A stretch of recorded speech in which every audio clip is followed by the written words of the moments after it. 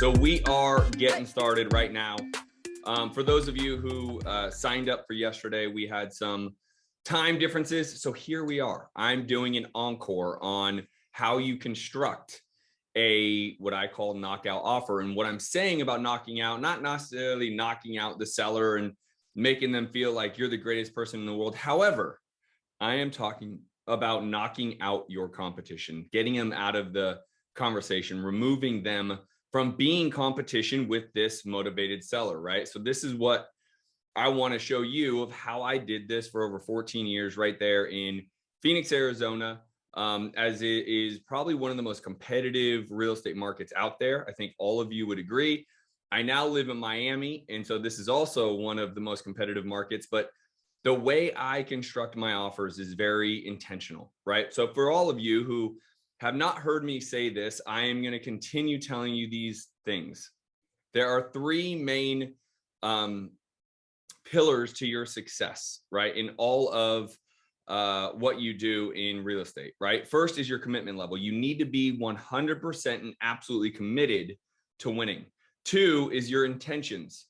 What are your intentions? Your words need to line up with your actions. Make sure everything you are doing has intent behind it. And number three is take action. Take massive action all the time.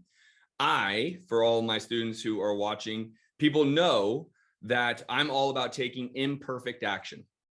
Imperfect action will lead to results. Now, here's the thing. Results may not always mean you get the deal, you make your first check, or you get the deal and make a check. It means that you're making progress. You're not just sitting on the sidelines, getting ready to get ready. That is predominantly the issue in our space. As someone who has been educating now for the better part of almost 10 years, what I see all the time is people that get ready to get ready. So when they're ready, they can be ready getting ready. That doesn't work, right? You need to get into the pool. You need to jump into the deep end. You need to get on the field. You need to put your helmet on, put your shoulder pads on, and get going, right? So what I'm going to try to do for all of you is make sure you are committed, make sure you have intention, and make sure your action is directed in the right way. So here we are. We're going to talk about constructing a knockout offer. Now, the key to this is actually making the offer, everybody, not verbally saying where you might be at. If you are around, a certain number, will that work? That's not an offer. I quite literally mean put pen to paper, either hand deliver it to them, DocuSign it to them, make sure they are receiving it, right? That is a real offer. Now, again, after 14 years of doing this and almost 2,000 deals, I have tried every single way to get the edge on my competition. I've tried to do everything I possibly can. And this has always been one of the best ways to remove the clutter, to remove your competition. So out of curiosity, those that are watching live right now on this training, who here is a newish investor? Maybe not a newbie, maybe you've done a couple deals, but new-ish, right? Would love to see who out there is a new-ish investor. And the reason why I'm saying that is the predominant marketplace in all markets tends to be newer investors. The seasoned veterans like myself and others, they're there, they're still there. They just tend to be a little bit more quiet, right? We're not quite as much into all the Facebook groups and making loud noises. We're just buying, we're plucking the deals down as we know how to, right? So for some of you, you're trying to figure out how to even get your first deal, and that's totally fine. For others on here, since there was only a handful of newish people, for others on here, you're trying to find a way to remove your competition so you can start doing 10 or 20 deals a month every month in a consistent fashion, right? So if you're that person, this training speaks to you as well, right? So now, while understanding how to negotiate and understanding how to persuade and understanding how to, get a seller down from an irrational number, right? Which is in large part our issue right now. Wouldn't you all agree? In large part, sellers want too high of a number, right? The market has been on fire for over a decade. Employment is incredibly good. There's nothing else on the market. So sellers realize that.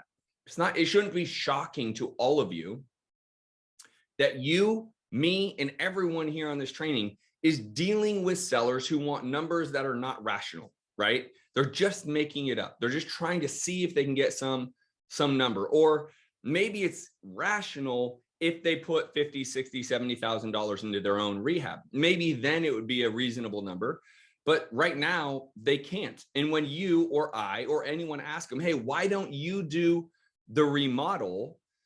They usually will say, well, I'm really not that interested in selling. Or they will say, I don't have the money. Now, while most new investors really focus on offer price, I need to get them super low. I need to get them lower than that. I got to negotiate on price. What I'll tell you is that's mostly not the right way to negotiate. And here's what I want to do for you guys. I want to give away something. If you stay to the very end, I'm going to give away a free hour training with me specifically. I think next week, I think we found a calendar time. If you stay to the end, I'm going to give away a free hour training on how I negotiate with a seller. My 4-step strategy to negotiate with a seller. So I'm going to give that away to those that take action on this call. See, I only like to help action takers. I've coached thousands of people, and I only want to coach action takers. So if you are an action taker, you genuinely are, let me know, raise your hand, say what's up. Just let me know you're an action taker, because here's what I'm going to do. I'm going to teach you how to construct this offer, but it does no good for those that don't take action. So if you're an action taker, let me know. Okay. So this training is going to be maybe another 15 minutes or so. And then for those that take action, I'm going to give you another hour training on how I use my 4-step strategy to negotiate with sellers. Cool? So when making an offer, newbies typically just go price. While yes, you know, sellers want to make as much money as possible. You want to buy it for as little as possible. So it tends to be the focus, I guess you could say. It's not always what the seller values. The seller values getting the deal done. The seller values maybe moving.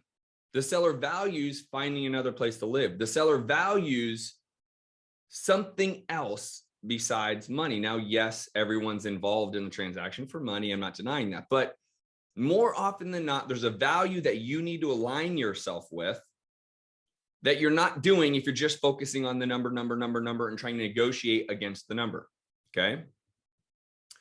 So here's what I have found in the Phoenix market most people struggle with.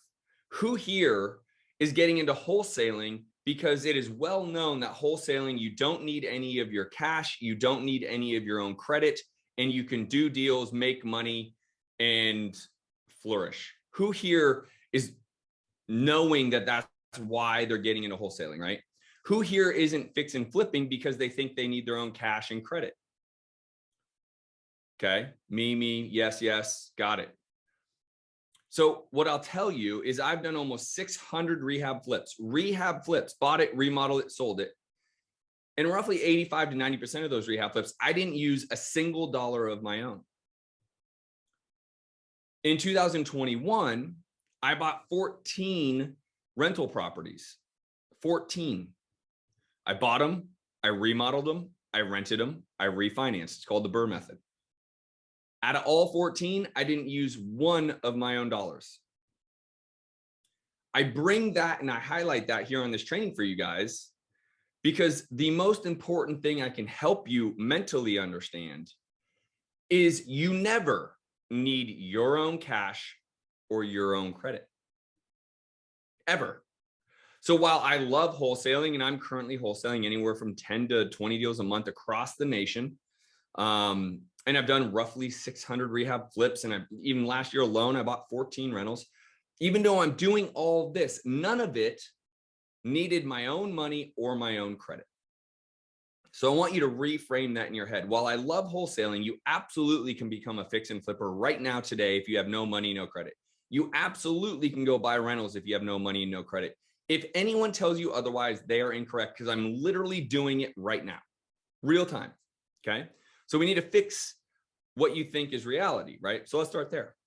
So one way that I've been able to understand this is I realized, okay, if a seller is talking to 3 or 4 or 5 investors there in Arizona and Phoenix, I'm one of them, Everyone's trying to figure out how we can get that seller to sign.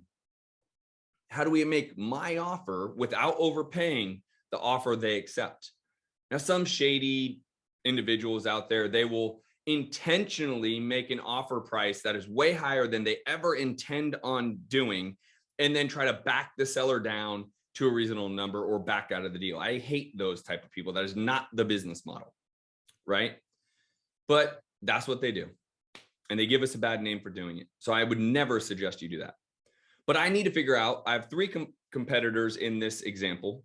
I'm one, we have three other investors in Phoenix, Arizona. I need to figure out how to get my offer accepted and get all the other competition out of the way.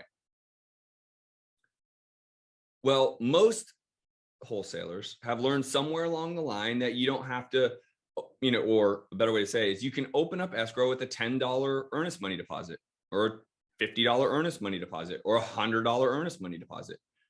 While it's technically completely true, you absolutely can. That actually is what makes the contract in escrow legally binding, is an exchange of cash, essentially.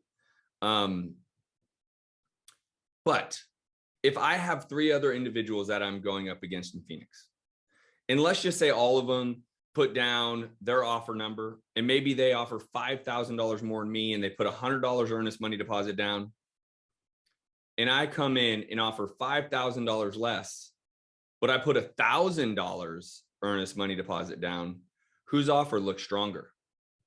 Who looks more serious? What happens if my competitors offer $10,000 more than me? And by the way, not in every scenario I would know this. I'm just using this as an example because we all know the competition is going to keep upping their price, right? Because there's competition. But what if they're $10,000 more than me, but I give them a $5,000 earnest money deposit and they're giving $100? Whose offer looks more serious?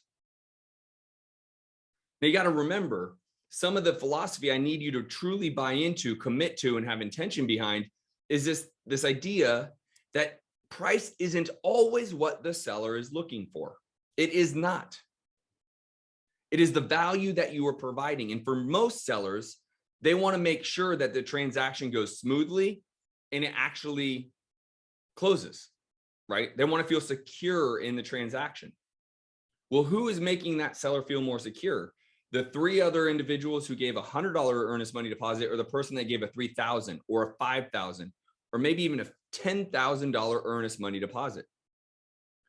Now, before all of you freak out and say, Justin, I got into this wholesaling business because I didn't need any of my own cash and I don't have that kind of money, and only you could do that, Justin, or only, the veterans or rich people can do that. Absolutely incorrect. What did I just tell you about all real estate investing, wholesaling, fix and flipping, buying and holding, short-term rentals, you name it? What did I just tell you? You do not need your own money. Do you guys believe that? Let me know you guys actually believe that. Or do you just think I'm just up here wasting my breath? Have you guys heard of OPM, other people's money? Do you think these developers that build skyscrapers in downtown San Francisco, New York, and Chicago, and Miami, do you think they just happen to have tens and hundreds of millions of dollars of their own capital to go develop these skyscrapers? Do you think that's how that works? Because you're incorrect. You need to buy into the philosophy that you always want to be using other people's money. And that includes earnest money deposits. So before you guys get all like, Justin, I don't have it, or, I only have 1,000. How is that going to help me? Well, first of all, it's 1,000 more than the competition in the example I'm giving you. Okay. But I'll tell you, there is a resource out there that you can use right now to go get business credit and personal credit. And it's a line of credit. If a line of credit would help you in business and personally, let me know. Throw your hand up, say yes, say hell yes, absolutely. I need business credit. I need personal credit, because there is a resource out there that I use, my students use, that offers lines of credit to businesses and people. And by the way, and I'm going to give this to you for absolutely free, right? I told you there's nothing. I'm just going to give you the resource, because the way I structure my offer is I go much heavier on the earnest money deposit than all of my competition. So if you could use a line of credit personally or a line of credit for your business, say yes, say hell yes, say I'm in, I need that. Let me know because I'm going to give it to you. I'm going to give you that resource. But here's the deal. That only helps you if you're going to take action. Do you remember the 3 pillars? Right? CIA. I saw someone make that comment. Commitment, intention, and action. CIA, let's go. Commit to being successful. Have intention behind what you say and what you do, and take massive action. So I'm only going to deal with action takers, period, end of story. If you're not an action taker, then I'm not going to work with you. Go get your line of credit, go get your business line of credit, and set up a completely complimentary call with my guys over at Prime Corporate Services. Go to primecorporateservices.com/TSOF.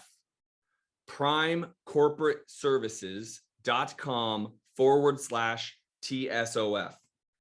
Some of you may already have booked a call. Maybe you've seen me talk about this before, but I'm not willing to give away my time for absolutely free for those that aren't willing to take action to better their business. I'm just not willing to do it. But if you want to beat your competition and you believe in other people's money, you really believe in that philosophy, you understand that the big developers in downtown Miami, downtown San Francisco, Chicago, New York, they don't use their own money. They borrow other people's money. They use credit. They get a line of credit. If you believe that, then you are going to go get a line of credit for yourself and a business line of credit at primecorporateservices.com/TSOF. If you want to win, start looking for other people's money. The very best way to do it, where I do it, where my students do it, is they get a business line of credit and they get a personal line of credit. Even if you get a line of credit for $1,000, $2,000, $3,000, which isn't life-changing, it's not meant to pay your bills or to buy a home. It's meant to help you make these offers that I've labeled knockout offers, so that when you go against 2 or 3 other investors and you have a $3,000 earnest money deposit and they all have $50, you get the deal because you look more serious. The perception of that is more serious. You're going to have to stroke a $3,000 check to title to open up escrow. Guess where you're getting it? From your business line of credit. It's not your money. You don't need it. I've already told you, use other people's money. Even if you have to book a call out towards the middle or end of this month, who cares, guys? Who cares? Start making progress. You're not in this business for 30 days. You're in this business for 30 years, right? These guys are going to help you get business lines of credit. These guys are going to help you structure knockout offers. You should never be using your own money. Who agrees? If I have $1 million in cash right now, why would I be using my own money when I can go borrow it for 4 or 5%? So when you get a business line of credit and you can put $1,000 earnest money deposit down, a $2,000, a $3,000, guys, I have done, and this is extreme, I get that. I've done a $10,000 non-refundable earnest money deposit because I knew I had competition on the deal and I knew the deal was a great deal. I'm not telling you, you guys need to do that. That is excessive. I understand that. But what I'm telling you is take this business seriously. Commit, have intention, and take action. Make sure your action has intention behind it. Your intention is to get deals done, right? Your intention is to get more sellers to agree to your offer. That is your intention. Well, if you have that intention, go take the proper action and go get money with a business line of credit or a personal line of credit. Who cares when they can book your call? I don't care if it's mid-April, end of April, May, book the call. You're not in this business for 30 days. You're in it for 30 years, guys. Don't be short-sighted. Make sure you book. So again, the way you beat your competition is make your offer irresistible. Make it look so good to the seller that they have to take yours over your competition. And the best way I know how to do that is to make sure that earnest money deposit makes your offer look serious. They're not wavering like, okay, $50 earnest money deposit. Oh, that seems weird. Right? Because that's what's going through their head. Like, that's not enough money. Make it 1,000, make it 2,000, 3,000, 5,000, 10,000, 20,000. I literally just heard from Prime, the company that I'm telling you to go get business lines of credit from. The reason why, well, I should say this. I talked to him, letting him know, hey, I'm going to do this free training. I'm going to mention you guys because I want these people to get business lines of credit so they can make better offers. And he said, good idea, because we just had one of your students get $150,000 line of credit. $150,000 line of credit. And by the way, just so we're all clear, you do not need great credit to get this. You can't have no credit. No credit is the worst amount of credit you can get. Bad credit is better than no credit. But you don't need a 700 credit score to get a business line of credit. They may not give you much. They might only give you $1,000, maybe 2,000, maybe 3,000. But what did I just tell you? If all your competition is making $50 or $100 or $200 earnest money deposits and you do 1,000, who looks more serious? So here it is. That's the training. Make your earnest money deposit speak for your offer. And the better the deal, the more you should put in earnest money deposit. Again, I told you I did a $10,000 non-refundable earnest money deposit. That is very extreme. I understand that. But the reality is I have the cash. I have so many different lenders constantly offering me business lines. I literally just got one for $750,000. Now, that's their little marketing, like you're guaranteed for $750,000. Even if I got 100 grand out of that, right? Other people's money. So don't be short-sighted. Go get other people's money. It's everywhere. In this scenario, you do not need great credit. You do not. Just get on a complimentary call with them and talk about it. Talk about where you're at, what you can qualify for. They will literally just walk you through that process. And then when I call them next week to say, hey, who registered for your call, those people, I'm going to give you an hour of training based around my 4-step strategy to negotiate with homeowners. All right, y'all. That was your knockout offer training. Earnest money deposit is way more important than you realize because you're going against people like me that have the capital to do it. So don't be the person that offers $25 or $50 or $100 earnest money deposit. Be the person that offers 1,000, 3,000, 5,000, 10,000, 20,000, irrelevant. Like, get the deal. Because the only way to get a deal is by making offers. So if you're going to make offers, make it so they can be accepted. Make it so the seller will accept your offer. That's why you're in the game. Commit, have intention, take action. I'll see you guys on the free training. Again, primecorporateservices.com/TSOF. Book your call. And I'll see you guys on the training regarding how to best negotiate with sellers, my 4-step strategy. Have a great weekend, guys. Peace.